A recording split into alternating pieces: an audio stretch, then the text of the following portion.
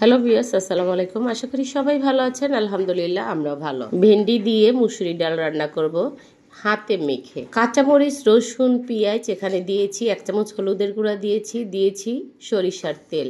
তেলটা একটু বেশি করে দিতে হবে, কেননা আমি সবজি দিব এখানে।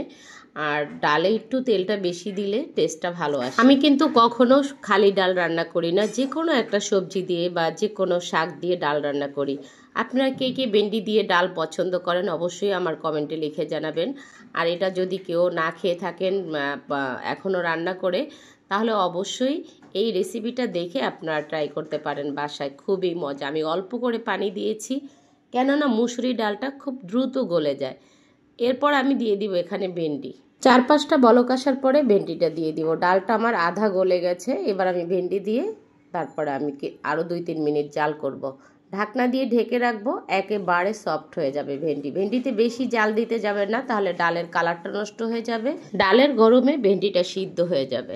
আপনারা হয়তো বলতে পারেন যে সামান্য একটা ডালের রেসিপি, সেটা আবার বলার এত কি আছে। আসলে এই ডালটা কত যে টেস্ট হয়েছে সেটা বলে বোঝাতে পারবো না, দেখতেই বোঝা যাচ্ছে কতটা লোভনীয় হয়েছে। দেখেন, আজকের রেসিপিটা ভালো লাগলে অবশ্যই বাসায় এভাবে ট্রাই করবেন। আর আমার ফেসবুক পেজটি ফলো করে ইউটিউব চ্যানেলটি সাবস্ক্রাইব করে দিবেন প্রতিদিন রান্নাঘরে। সবাই ভালো থাকবেন, সুস্থ থাকবেন। আল্লাহ হাফেজ।